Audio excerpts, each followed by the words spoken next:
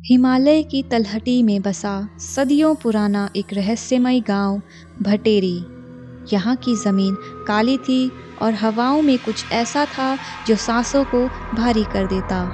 अंधेरा होते ही सभी गांव वाले अपने घरों में बंद हो जाते। सभी गांव वालों के चेहरे पर एक अजीब से डर की परछाई थी, जिसे वो कभी नाम से नहीं बुलाते थे। बस एक बात हमेशा कही जाती थी, शमशान की सीमा के उस पार जो है वो मरा नहीं, जागता है। अरविंद मल्होत्रा, दिल्ली का एक खोजी पत्रकार, इन अंधविश्वासों की तह में जाना चाहता था। उसने गांव के बारे में इंटरनेट पर एक आर्टिकल पढ़ा। एक गांव जहां रात में घड़ी की सुई नहीं चलती। किसी भूत से डरने का सवाल ही नहीं, उसने खुद से कहा। रिकॉर्डर, कैमरा और ड्रोन के साथ वो भटेरी पहुंचा। गांव वाले उसे देखकर डर गए। बुजुर्ग ठाकुर कन्हैया लाल ने कहा, बेटा, यहाँ रात नहीं होती, यहाँ मौत जागती है। लेकिन अरविंद हंस दिया, यह एक मनोवैज्ञानिक भ्रम है।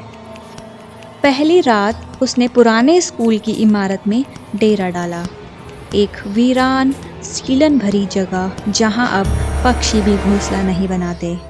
रात के 1 बजे जब वो रिकॉर्डिंग सुन रहा था, अचानक उसमें एक आवाज आई, तू आ गया। अरविंद चौंका, फिर रिकॉर्डर दोबारा चलाया। वही आवाज, धीमी, खरोंचती हुई, मानो किसी ने सांसों के साथ बात की हो। उसने कमरे के बाहर कैमरा लगाया और सोने की कोशिश की।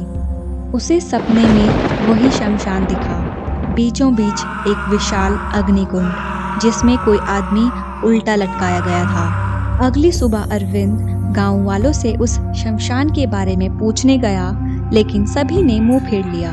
वहीं पर एक पागल आदमी आया और बोला वो पहले तांत्रिक हुआ करता था, गांव वालों ने उसे जिंदा जला दिया था, अब वो पिशाच बन चुका है। दूसरी रात एक बच्चे के गायब होने की खबर फैली। सारा गांव इकट्ठा हुआ, लेकिन कोई शोर नहीं, सिर्फ सन्नाटा।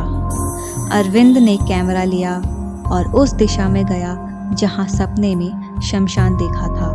घने जंगल के बीच टूटी फूटी सीढ़ियां उसे एक पुरानी गुफा तक ले गईं। अंदर एक तांत्रिक मंडल बना था, खून से खींचा गया, और बीच में वही बच्चा, बेसुध।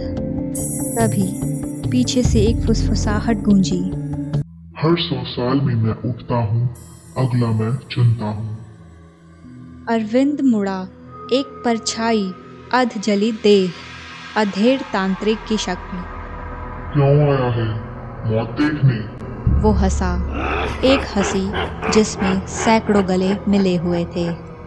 अरविंद की सांसें थम सी गई थी। वो वहां से भागना तो चाहता था, लेकिन उसके कदम बढ़ ही नहीं रहे थे। तू ही है अगला, जिसमें नहीं आत्मा चाहिए मुझे। लेकिन तभी एक तेज प्रकाश फैला, एक छाया रोशनी के बीच प्रकट हुई, एक सच्चा साधु जिसने उस तांत्रिक को 100 साल पहले बंद किया था। तेरा समय पूरा हुआ पिशाच, वो चिल्लाया।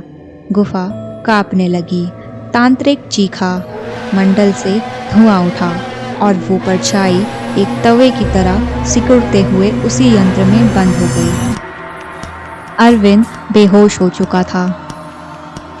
उसकी आंखें गांव के मंदिर में खुली। गांव वाले बोले, वो अब गया, तुझे उसने क्यों चुना ये नहीं पता, लेकिन वो बच्चा अब ठीक है। 1 हफ्ता बीत गया।